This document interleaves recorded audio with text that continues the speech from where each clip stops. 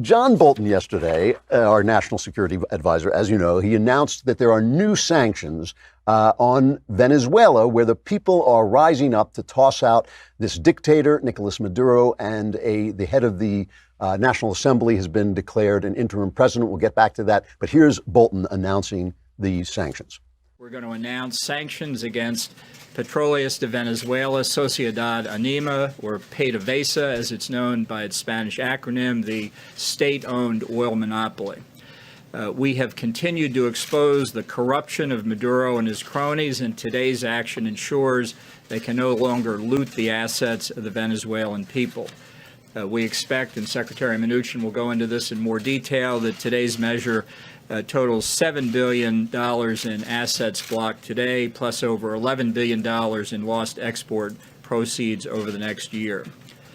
We also today call on the Venezuelan military and security forces to accept the peaceful, democratic, and constitutional transfer of power. And to a certain extent, this has already begun. And by the way, Bolton, I don't know if it was at this briefing, I think it was at a State Department briefing, he was carrying a yellow legal pad, and people could see that scribbled on it was a little note that said, send 5,000 troops to Colombia. The idea being that this was one of the options, that they would send 5,000 American troops to Colombia in case they were needed in Venezuela. I love that. I kind of had the feeling he did that on purpose, but I don't know. It was pretty funny. I just thought the whole idea of walking around with a little notepad. I have notepads like that too. Send 5,000 troops to Rodeo Drive. Anyway, So here's Bernie Sanders, right? This is the guy who honeymooned in the USSR because gulags are just so romantic. He tweeted this: the United States should support the rule of law. All right, pay attention to this, okay? The rule of law, fair elections, and self-determination for the Venezuelan people. We must condemn the use of violence against unarmed protesters and the suppression of dissent. However, we must learn the lessons of the past and not be in the business of regime change or supporting coups as we have in Chile, Guatemala, Brazil, and the Dominican Republic. The United States has a long history of inappropriately intervening in Latin American countries. We must not go down that road again. I love hearing Bernie Sanders talk about learning the lessons of the past. Here's a guy who supported the Soviet Union, honeymoon in Moscow, and he's still a socialist. Who is less appropriate to be talking to us about learning lessons of the past? All right, here's what's happening, all right? Obviously, socialism has destroyed, from Hugo Chavez on to Nicolas Maduro, socialism has destroyed freedom, the economy, everything, the social network in Venezuela. The people are starving. All the food is gone from the shelves. They're rioting because they're so sick of this, prison of corruption and want and need that socialism creates wherever it is tried. Okay, so they're rioting. Maduro's election, he's propped up by Cuba and Putin, okay? He's propped up by the Russians and Cuba, or maybe we should say the Russians through Cuba. And he stole this election at the hands of the military. It's a completely illegal election. So the National Assembly, using the Constitution, using a clause in the Constitution, declared his presidency illegitimate. So this is not any kind of illegal move. And using that same clause in the Constitution, they elected their president, Juan Guaido, as president. He's also a leftist, by the way. It's not like they're electing, Ronald Reagan. This is one of their leftist guys, but he is now declared the president. So everybody in the free world has basically supported this. Now, here is Ilhan Omar. This is the woman who hates the Jews, loves the idea of boycotting Israel. This is the new congressman, the new Muslim congresswoman. And she says Trump's new sanctions on Venezuela are nothing more than economic sabotage designed to force regime change by starving the very people we claim to be helping. We must lift these and other sanctions impacting Venezuela's poor and support dialogue between the opposition and government. So Bernie Sanders and Ilhan Omar counseling Trump not to interfere in our own hemisphere with this regime change. Here's Marco Rubio responding to this, by the way. He was asked by Jake Tapper to respond, and this part isn't in the clip, but Jake Tapper asked him to respond to this Ilhan Omar tweet, but he referred to Guaido as the self-proclaimed president, which just isn't true, right? They used a constitutional means to elect him president, and we have recognized that presidency. So here's Marco Rubio responding to Omar. This is not a U.S.-backed anything.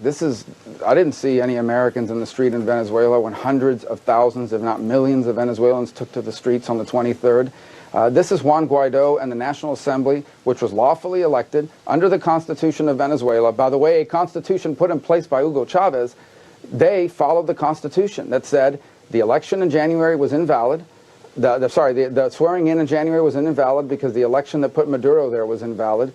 When there's a vacancy in the presidency, the president of the National Assembly, which happens to be Juan Guaido, becomes the interim president, and in the next 30 to 45 days, he has to call for new elections. That was all their law. They followed that. The U.S. simply supported the democratic institutions, along with, by the way, 16 countries in the region. This is not the U.S. This is Honduras. This is Guatemala. This is Canada, Brazil, Colombia, Argentina, et cetera, et cetera. So this is not a U.S.-sponsored anything. This is us supporting the people of Venezuela who want their constitution and democracy followed. That's a fact. So it's more, Rubio said it's 16, it probably was when he was speaking, but it's more than that now. All the free nations are supporting this change in the regime. Who's not supporting it along with Bernie Sanders and Ilhan Omar?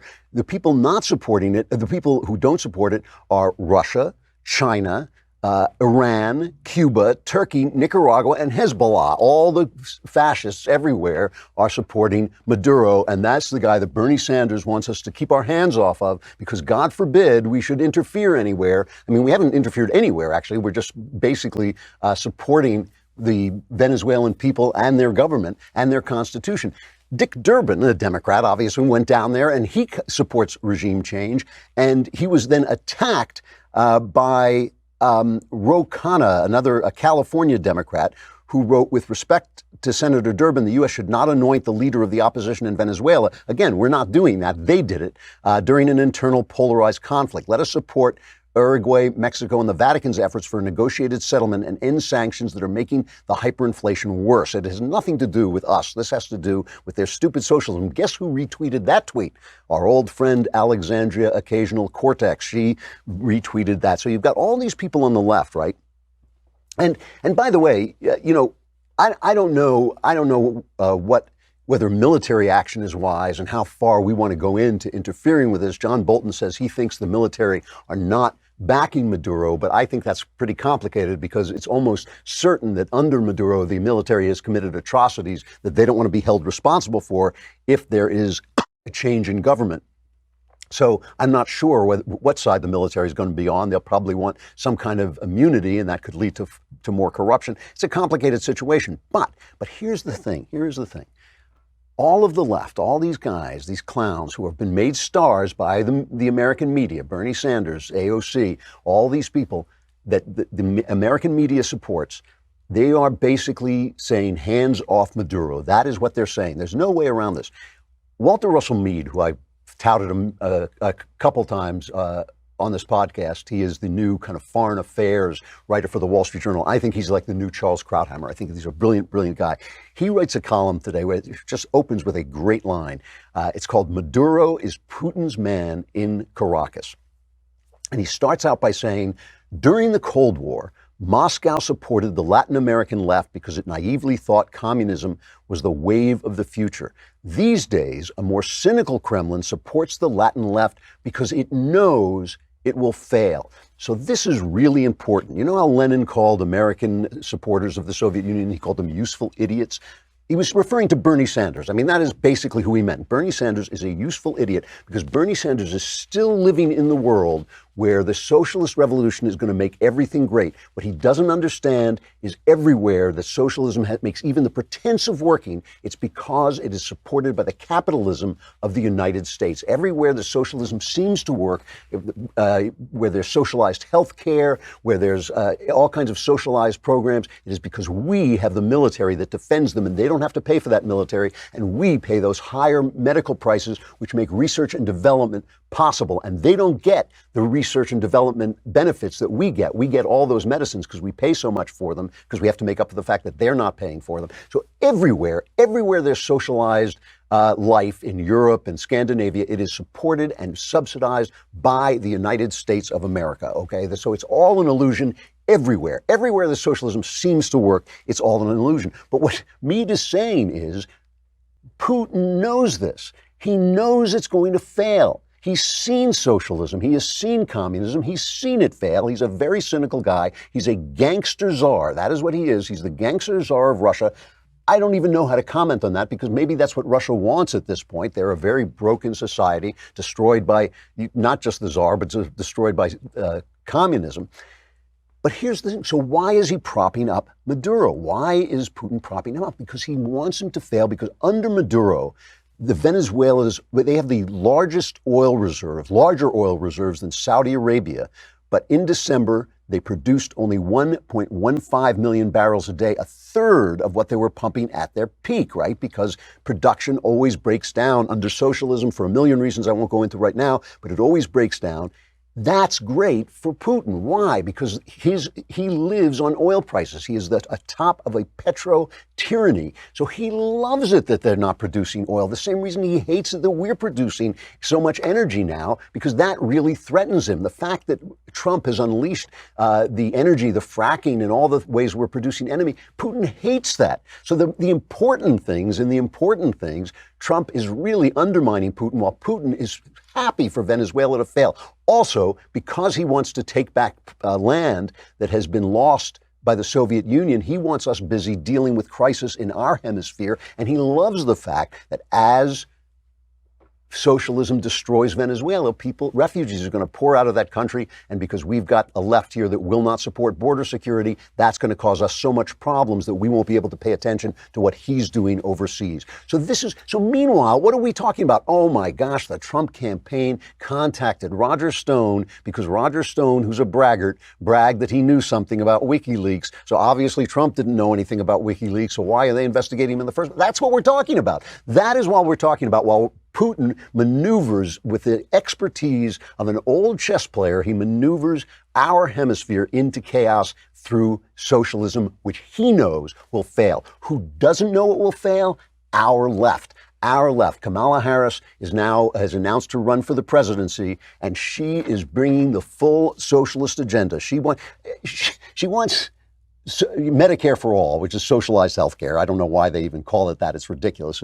It's just socialized health care. This thing, like I said, which we can't afford because there's no America to subsidize us. There's no America to defend us when we can't afford a military. There's no America to pay for the research and development. And you don't even see that disastrous part of socialized health care, because what happens is when you get old and God forbid you suddenly suffer from dementia and they have no medicine to deal with that, you won't know that they would have had that medicine if we had paid individual prices for healthcare. But listen to the arrogance. Jake Tapper has her on one of their town halls. There's not a single right-winger in the place. They're cheering every socialist word out of this fool's mouth. And here's Kamala Harris talking about basically destroying the insurance industry.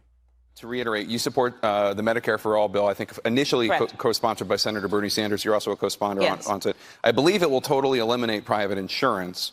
So for people out there who like their insurance, they don't get to keep it? Well, listen, the idea is that everyone gets access to medical care. And you don't have to go through the process of going through an insurance company, having them give you approval, going through the paperwork, all of the delay that may require. Who of us has not had that situation where you got to wait for approval and the doctor says, well, I don't know if your insurance company is going to cover this? Let's eliminate all of that. Let's move on. Let's move on from that free market stuff. Come on. Why should you have to deal with your life? We'll deal with your life for you. Come on. That is an amazing. Conservatives debate among themselves whether we should attack socialism on the obvious fact that it doesn't work, which is can be a weak attack because it can seem to work for about 70 years before the government collapses underneath it. But we always debate whether we should just point out that it never works, or we should point out that it's immoral, that it's inherently immoral to take people's money away and decide how to spend the money that they earn. See, it's not that government has no legitimate functions? Of course it does. It protects us from foreign attacks. It protects us from internal attacks, like being mugged. We know we pay for the police force. And it has certain things that it does that we won't all do together, like protecting the environment in some cases is an actual, legit government task, because each one of us may find benefit from fouling the environment, but all of us together know we want the environment to be clean. So the government has a task to sometimes do things that the free market won't take care of. But it has to be as limited as humanly possible.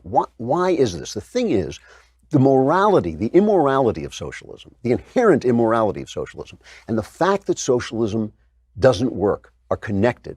These two things are the same thing. The fact that socialism is inherently immoral and the fact that it doesn't work are connected. The reason is this. The economy works best. The great discovery of the 18th century, Adam Smith's great discovery of the 18th century, was that in a free exchange, in a free market exchange, both people benefit. It would not take place if both people didn't think it would benefit. If I didn't think that the iPhone that I'm giving you $100 for, or whatever they now cost, $6 million, but the iPhone that I'm giving you $100 for was not worth giving you that $100, I wouldn't give it to you. If you didn't think the $100 was worth having more than the iPhone because you're producing enough of them so you don't need this one, you wouldn't give it to me. We both benefit. And when we both benefit, wealth is actually created. The more people desire things and the more they want things, wealth is created. We don't need the government making that decision. So what the government is always thinking, because the government people are people who want power, that's how they got into government. They're always thinking, let the experts take care. Life is too complicated for ordinary people to make these decisions. Why is that wrong? So first of all, it's inherently immoral to take away the freedom of you and me to make that deal. We should be able to make that deal. Well, one of the reasons socialism lasts as long as it does is because it has a black market where that freedom still takes place. It's inherently immoral to take your human freedom away to make that deal. But why does it also destroy things? It destroys things because the experts think, oh, it's so complicated, we'll deal with it. We can deal with this. But the exact opposite is true. It's so complicated that no expert can deal with it. Think of the smallest thing you own. I mean, the classic example that's been used a million times is a pencil. Okay, a pencil has wood. It has whatever the graphite is inside. It has that little metal thing at the top. It has the rubber that makes the eraser or whatever goes into it. Each one of those are made all over in different places by different people who know, they don't know about a pencil, they know how to do the thing that they do. They know how to mine the stuff that makes the graphite. They know how to be lumberjacks and cut down wood. Each one of them, in each one of those deals, is making decisions that's best for him with somebody who's making a decision that is best for that person. And each one of them is bringing to you a pencil that is the cheapest and best pencil that you can get. When Barack Obama and his experts, or Kamala Harris and her experts, or whoever think it is that they can run the healthcare system or the pencil making business better, they don't know anything. There is no expert who could know everything it takes to make one pencil. And if it means one pencil, what about a healthcare system that is way, way, way out of control? So the immorality of taking people's free choice away is connected to the fact that socialism doesn't work because it puts people in charge who do not have as much information as the people on the ground. Each patient knows what it's worth to him to get the medical care that he needs. Each doctor knows what it costs. Each technician knows what it costs. All down the line. The freedom that deals with the complexity of the market in the way experts can't. Experts are arrogant and they're stupid. They're so, you always wonder how anybody could be as stupid as intellectuals are. It's because they think they have a handle on something that is so complex that it needs to be dispersed through individual freedom. And that's why these guys like, Bernie Sanders and Alexandria Ocasio-Cortez and all these people who are defending Maduro are not just immoral, they're also bringing down hell on our heads. If you think, who was it? P.J. O'Rourke, who said, if you think medical care is expensive now, just wait until it's free. That is absolutely right.